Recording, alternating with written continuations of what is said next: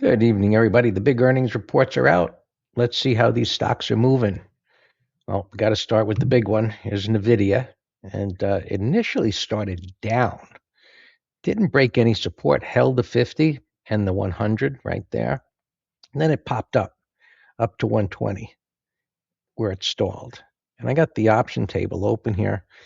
So the biggest bets expiring on Friday were at 240. I guess that was the wish list on a hope that the earnings would be more amazing than they were. They already reported much better than expected, but the stock bit of a muted move. It's good that it's up where it is, but you can see the 120s there have a large open interest, and so that's where it stalled. Right? And then always typically going to be where they will stall, where they have the largest open interest, and well, the 240 level just seems out of the realm of possibilities. You can see the trading range where it traded today in the middle of the range. It was down a bit, not a big deal. And now we'll see where it's going to open up this morning. It ran up there, a little dip. Buyers stepped in, and again, we'll see where it is in the morning. CrowdStrike reported, and that's doing really well. And that is gapping up significantly up into this area, 200, and it's above there. So that's a much better reaction than Nvidia. And with that, which will do well is Hack, which is the ETF. You can see it's up here. This was a recommendation in the ETF letter. Near the end of the day, you can see where it was posted. And so that's up very nicely. And let's see what else. Salesforce, CRM reported. So this is software. It's already was going up, and that's up significantly. Scroll that down a little bit. Gapping way above there. So look, when gap up that big, odds are it's going to come down a little bit, but that's very positive, of course. I just want to see where that is on the weekly chart, because they typically gap up and then stall at a resistance area. And the large open interest 220, it's up above there. So good reaction. And you can see compared to Nvidia's reaction, while it looks pretty good, it's not nearly as good as these. KTA reported, and that's up big. So I'm going to get to the Nasdaq 100 ETF, but that should be up significantly with all of these up like that. But you see, this is gapping up to an area of resistance. Many times when they gap like this, they gap to resistance and they stall right there. And so tomorrow, it's going to have what we'll call a void below because of the size of the gap. It's got a void above, but at that resistance area, it's going to have to digest that, and just see how it does. VEEV is another one reported, and that's up big. So all of these are up big. The Qs must be up. I'm looking forward to seeing where they're at. Agilent, not as big a gap, but yet gapping up. HP, not doing too much, and that was pulling back. So well, that's oil and gas, but that was pulling back to support. This actually may be one to watch for a turn tomorrow, since it's down here near support and the rising 20. So watch that one tomorrow. NTNX gapping up nicely. It's come off, down here it's at $70 now, but gapping above a resistance area. This is one that is a better setup for a potential gap and go. Just clearing resistance rather than having such a big gap where it gets so far away from any area of what was resistance to become support. And P, that was a pullback, and that one is pretty much unchanged. So let's see where the broader markets are at. Qs, 716.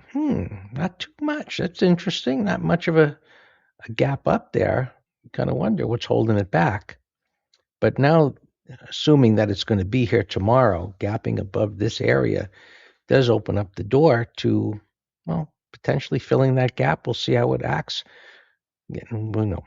Overnight trading, a lot can happen. We'll see where it's at. It could be higher, could be lower.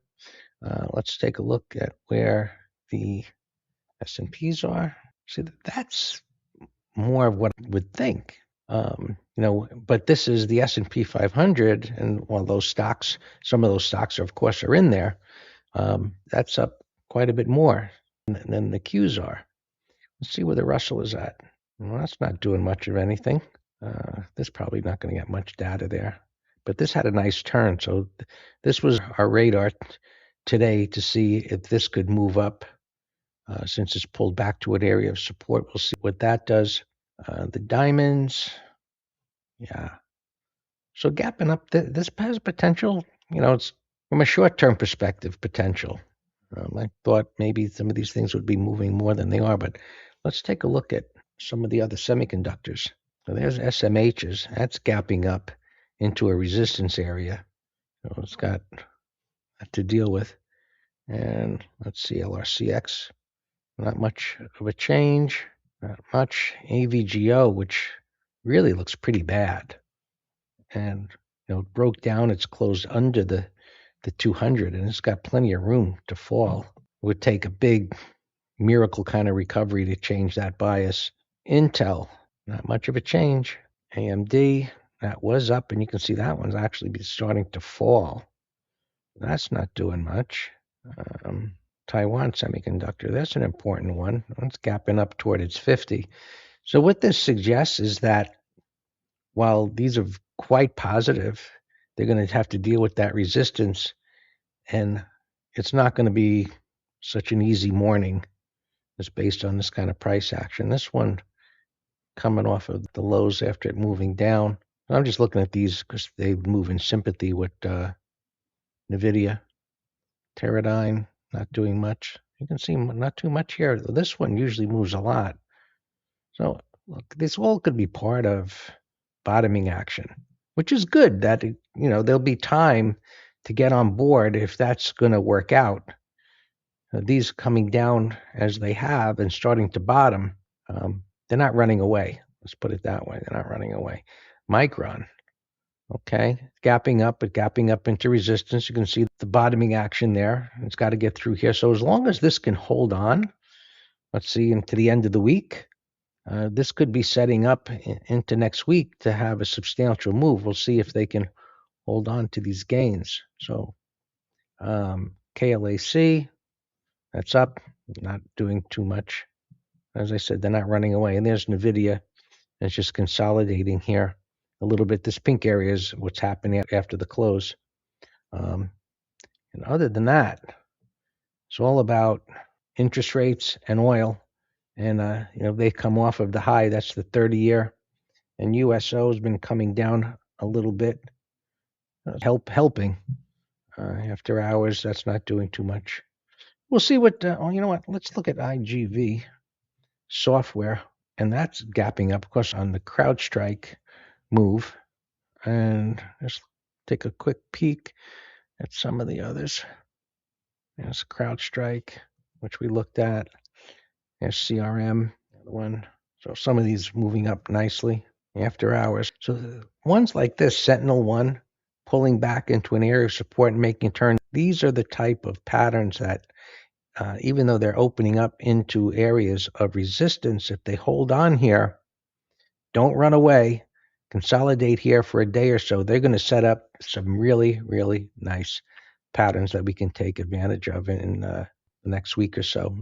I like to usually see a couple of days of consolidation, a gap up, and then they go. But considering something like this that's pulled back, you want to put it on your interest list and watch for a setup. There's one that's more of a consolidation of a breakout. PanW, that's gapping up. So a lot of setups that have pulled back, that have had this correction, that look like they can go higher. There's a nice one, gapping up. Earnings were out, consolidating a wide range bar, and that could be one that could take off. We'll be keeping an eye on these. Be a big interest list. Autodesk software.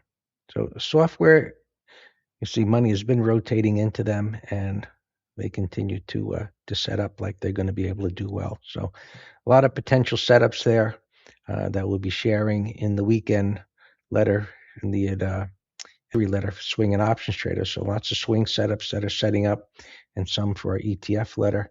As always, if you have questions, shoot me an email, Greg at Master Trader.